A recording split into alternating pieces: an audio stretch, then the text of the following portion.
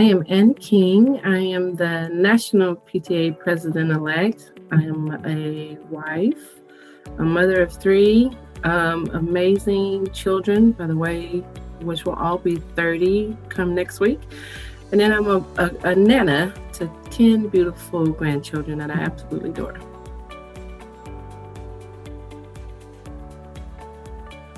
Well, I always get uncomfortable when I hear someone say that phrase. When someone says that they don't see my color, they're discounting who I am for the person that's standing in front of them as a Black woman.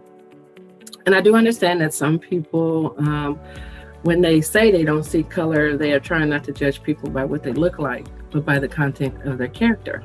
However, they don't understand how dismissive that statement is. And saying I don't see color to a person of color says I don't see you. And it's not a term of endearment, and people need to stop using it because it isn't true.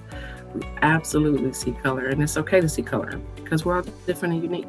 Don't minimize someone else to make yourself feel better regarding the racial problems that we're facing today in society.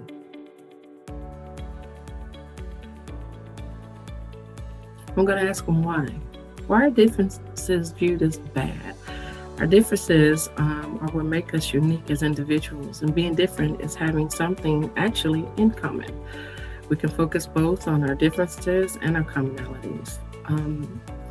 Only focus on what we have in common discounts when we can learn from each other through our differences. Differences are how we grow as people. Just imagine if everyone thought like you, looked like you, or sound like you. How are you growing as a person? And how do we grow as a society?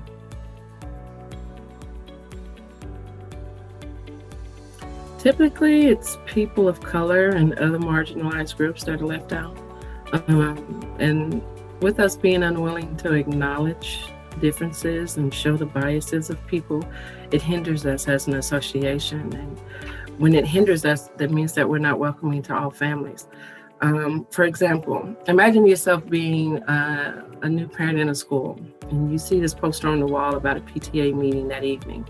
And you're so excited because you're like, wow, I'm going to learn all these great things about PTA, and I'm going to chip in and do my part and help my child.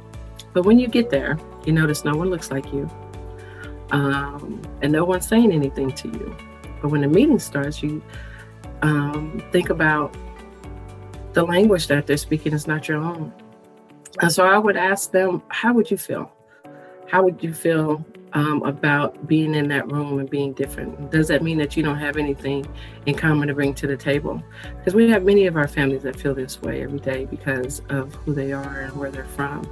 They feel different, and so they don't stay involved and they walk away from our wonderful association.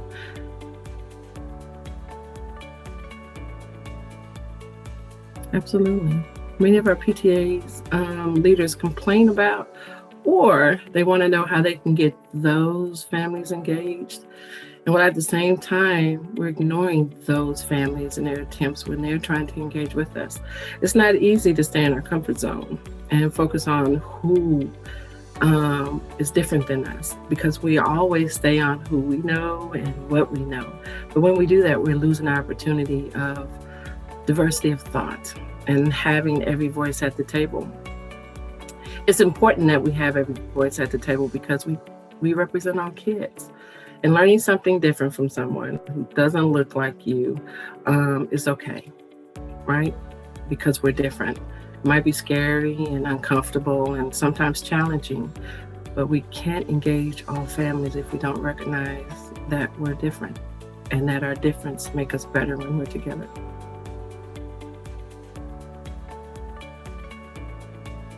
Our tagline is every child, one voice.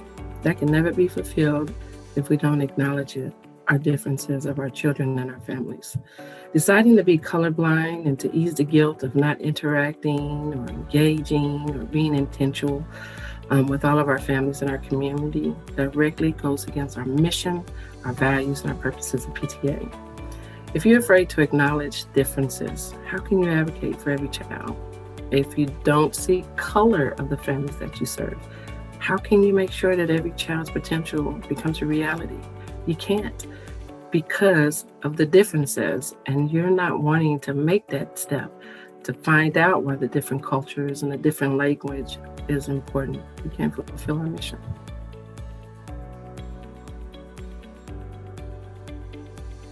So a PTA that embraces and appreciates and celebrates the differences of our families in our community is a strong PTA. That means that we have representation of all families that we serve. We offer our programs and our services that benefit all families. All families feel welcome, they feel valued, they feel needed in order to make change. And when we do that, when we engage in the work of servicing all families, we will no longer have to question whether or not we're inclusive, because it's natural. And it's not that we're thinking about, are we doing diversity, equity, and inclusion? You're automatically doing it because you're valuing all of the families that are represented already.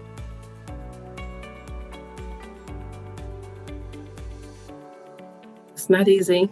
There are many of us that have fought that fight. And I'm going to ask you to continue to be the voice for those who are underserved. We have a lot of children that don't have a voice. Continue to encourage inclusivity of all of our families and communities.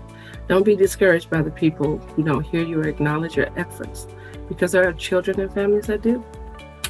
Keep working to get the work done, and then get inspired by somebody that doesn't look like you, somebody that does different things than you, and get one new family engaged. A family that might not be like you, same culture or from the same community. That is what PTA is. We're family. Stay the course of reminding everyone that we need to stay focused on every child and every family, because that's our mission. And in order for that to become true, we have to embrace our differences and know that color does exist, and it's okay, because that's what makes us unique as human beings. Understand why the phrase colorblind is a bad thing. Do research on it. Research different writers, different authors, different communities. Invest in learning something different than what you didn't know before. It might mean something different when you say it, but when you say it to somebody of color, it's harmful. And it doesn't feel like you value who they are or what they could bring to the table. Research is important when we're talking about diversity, equity, and inclusion.